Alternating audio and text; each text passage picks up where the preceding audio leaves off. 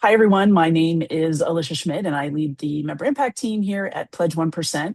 And we're excited today to share a little bit more about why Pledge 1% is good for the world and good for business.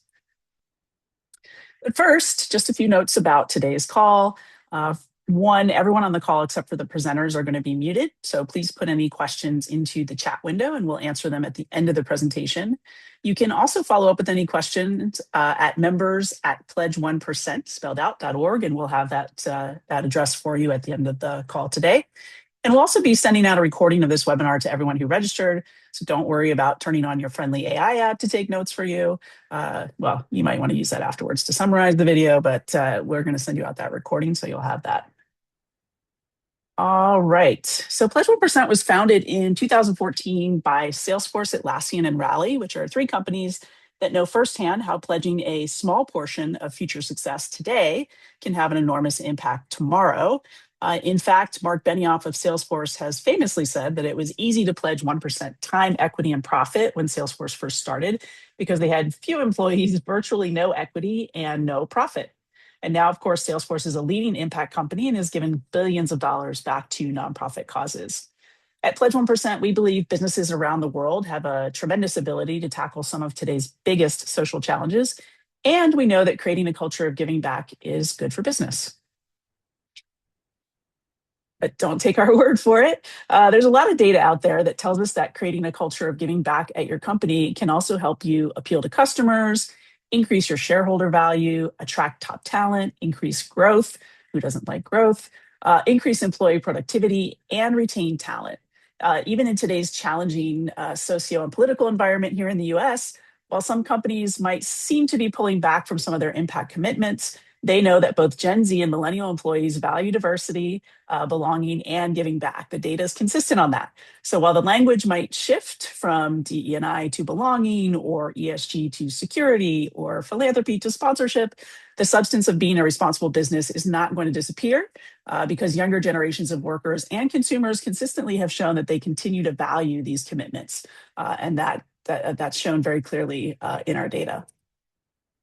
So the mission of Pledge 1% is to inspire, educate, and empower every company to leverage its own unique assets to be a force for good. And one of the best ways to introduce you all to the benefits of joining Pledge 1% is to hear from other member companies who have taken the pledge.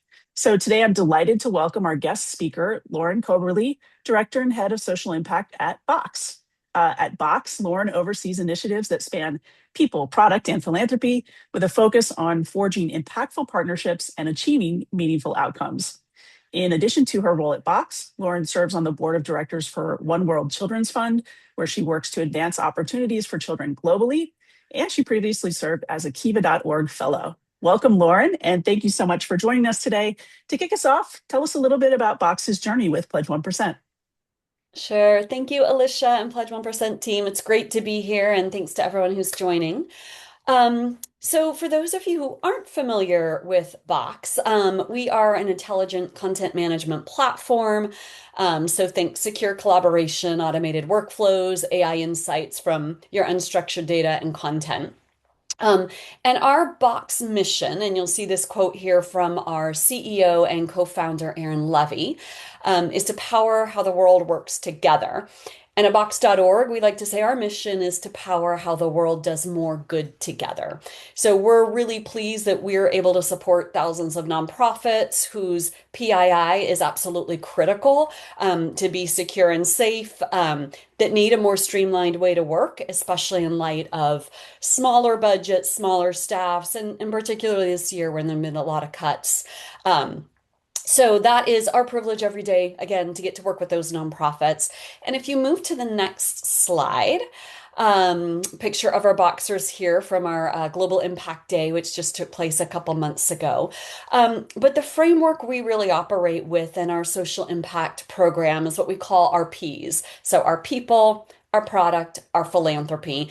And that's how we think every day about how we'll leverage our strengths and assets for the greater good. And we have been a Pledge 1% member since 2015, so just over 10 years. And I'll speak in a moment more specifically around how that's really supported us in our journey.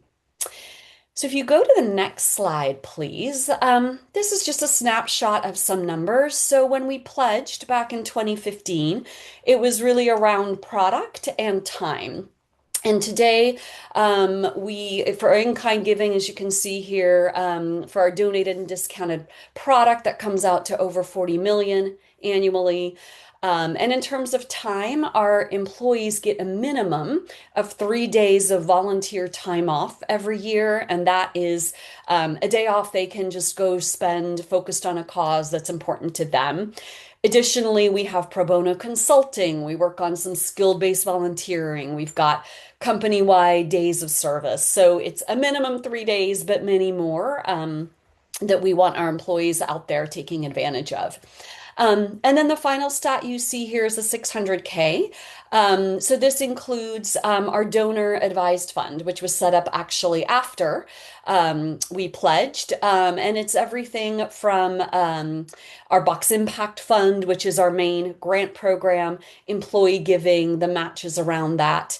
So again, these are some stats we've shared and that we've worked with along the way with Pledge 1%. And these numbers are great, but of course, the real goal we're going for is the outcomes and, of course, the impact that these inputs and outputs create. So on the next slide, you'll see we've got 3 focus areas at box.org. And one of them is child welfare, specifically focused on foster youth of foster care. And the CEO and executive director of this org here, Angels Foster Family Network, shared that using Box has enabled them to spend 33% more time with their families and children and staff rather than doing paperwork. So this is the type of outcome and hopefully longer term impact that we're really seeking to create. And I know all of us are focused that way as well. And then on the next slide is our second thematic area, which is crisis response. And we've heard from customers in this realm that share that they actually deploy in a crisis faster to the front lines when they use our product to help them get organized. And for those delegated out to the front lines, that they can find their instructions. Our final thematic area is environmental protection. And here again, the Nature Conservancy, which many of you have probably heard of. Of course, they've got partners all around the US and all around the world, have shared without using Box, it would be much harder for them to execute on the work they do with so many partners. So it's these messages we hear that is how we actually selected these thematic areas and where we focus every day to try to, again, create, whether big or small, some outcomes, some impact that can make a difference in these communities. So with that, I think the next slide is back to you. It's back to me. Very important slide. So what has being part of Pledge 1% meant to me? So in our journey, we've really appreciated the partners of Pledge 1%. And I would say for me, it distills down to kind of really 3 things as I reflected on this question. Pledge 1% provides like a network of practitioners, so you get to hear firsthand how others are creating impact, what programs are putting in place, what's worked and what hasn't, which is really valuable as well. It's helpful for benchmarking. So if you're going to your management to advocate for a program or a certain direction, to be able to go and say, well, these 3 peers have tried this and here's what they saw. And then just mobilizing in times of crisis, whether that's like an environmental crisis, a tsunami, or an executive order that has impact, understanding how your peers and colleagues are mobilizing, it can be really helpful too as you think about your own response. And then I would also say the cross-sector engagement I've found particularly useful. So I may know some tech company peers as a tech company, but hearing what Peloton is doing or Liquid Donate or sort of others that are focused on impact and ESG or whatever it may be that are in different verticals is really, really interesting and helpful. And finally, I think the resources. So I keep talking about this impact goal, right? Like we're all trying to measure our impact and understand what that means. And Pledge 1% just led a workshop on impact measurement. They've got a playbook on impact measurement and other playbooks. Like those are really valuable resources to lean on as we all sort of focus on this and try to make heads and tails of it all. So that's a little bit around what I have found valuable. And now I think I turn it back to you, Alicia. Yeah, thank you, Lauren. It's really inspiring to see the vast impact that Box has had on supporting nonprofits around the world. Some amazing nonprofits that you're supporting. It's really, really inspirational. So thank you for sharing that. We're going to come back to you with some questions in just a minute, but right now we're going to talk a little bit more about our Pledge 1% programs. So at Pledge 1%, we actually have four pledge types: equity, which is 1% of company shares; product, 1% of company product or product line, which you heard Lauren talk about; profit, 1% of company profit or revenue of a product line to be donated to a cause or causes of your choice; and of course, time, which is 1% of staff time for volunteering. Time is our most popular pledge, and that's where most of our members start. They usually start with kind of that initial commitment, and then they can expand over time into other pledge types. Again, as business grows and as your revenue grows, right, you can always expand and do more. Our Pledge 1% framework is flexible. As I mentioned, it allows you to design a giving back program that works best for your employees and for your business. You give what makes sense for your business.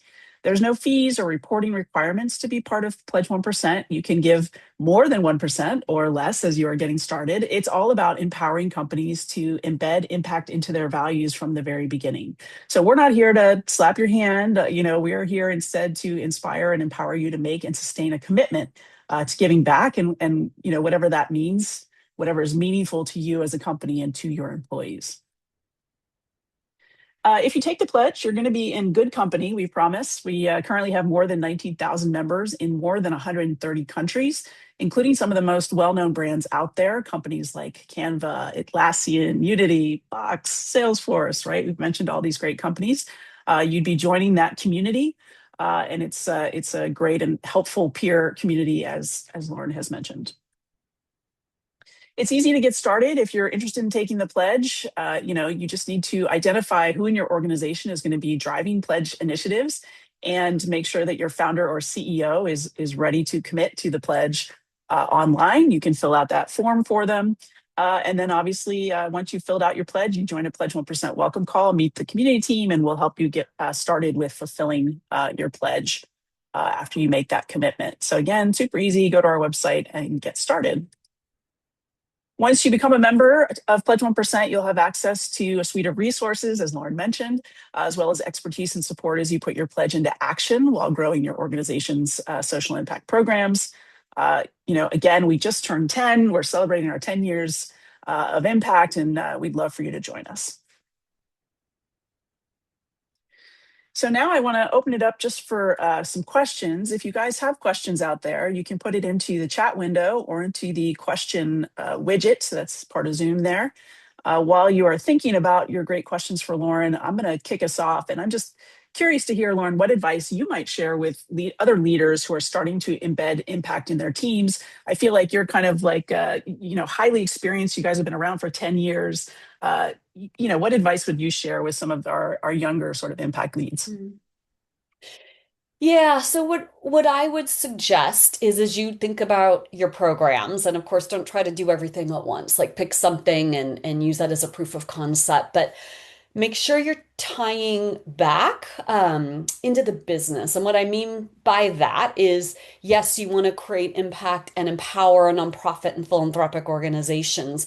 And you also want to show how you're relevant for the business. So, especially in this time, you kind of don't want these siloed programs hanging out there that don't demonstrate that. And that can certainly be with your product if there's a direct connect there and your product can be helpful for nonprofits. Even volunteering. If you've got a corporate customer, perhaps, your employees and your corporate customers' employees volunteer together and you create kind of a stickiness there.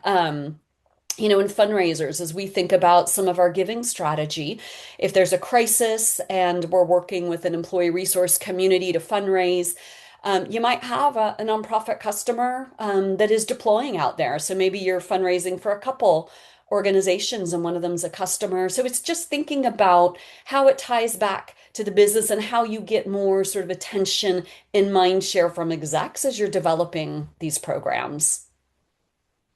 Great advice. Thank you. Anybody else out there have a question for Lauren? Again, please put it in the chat window, or you can put it in the QA widget. I'm going to put you on the spot a little bit. One more question from me. I'm curious because it's been a, let's just say, tumultuous year for Mhm. nonprofits who are taking advantage of your product donation program. I'm curious, I know that you all have tried to work with nonprofits. I'm just curious if you can talk a little bit about how you've responded to kind of the nature of funding this year. Yeah. Um, well, and it's interesting. I referenced earlier our Box Impact Fund, which is kind of our annual marquee grant program. And we had 2.5 times the number of applications this year as we've seen in the past 4 years. So obviously the need is there, and we see that every day in what we read and what we hear and in our conversations. But to see that, it was really striking and read that through the applications. So um, I guess in a couple ways, that program certainly will be there to support nonprofits. We also, anyone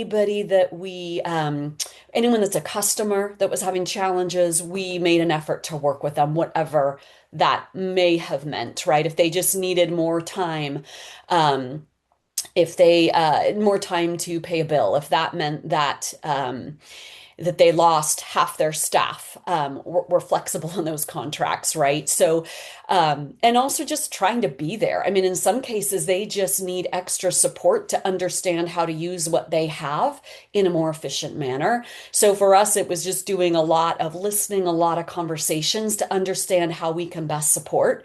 In some cases, it may be a grant. In other cases, it may be some extra coaching. In other cases, it's flexibility in a contract. So, we've seen the gamut.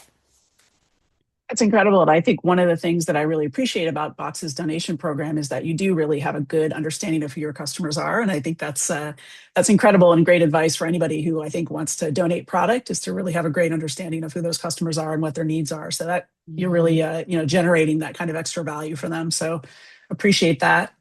Yeah, and I Um, think it's funny because you did the product playbook a few years ago now, maybe. And I remember as I was thinking about that, like one of my pieces of advice there was it's great if you want to donate or discount your product, but that isn't like success. There's nothing, right? The success is if it helps a nonprofit like achieve their mission, or get closer to their mission, or like it just empowers them in some way. And that's what we all have to stay focused on. It's not just, oh, great, this program's in place and here's how many employees are volunteering. It's like, what was the ultimate outcome or impact around that? So, I tie that back because again, it's really helpful in the community of Pledge 1% to have those conversations and think about how we all do that and stay focused on that ultimate goal. So well, and you've been a leader on that soapbox for many years. So we appreciate that. Great advice for everybody out there. If there's no other questions, I'm going to let everybody go and have a few minutes back in their day. But I just want to say thank you so much, Lauren. Really appreciate you jumping on with us. And anybody else out there who has questions, maybe didn't get it answered today, or has other questions about joining Pledge 1%, please feel free to reach out. Members at pledge1percent.org. You can see the address on the screen here. We're happy to connect with you one-on-one. So thank you again, Lauren. And I hope everybody has an incredible Wednesday. Today's Wednesday, right? enjoy enjoy the rest of your Wednesday, everybody. Thanks, everybody.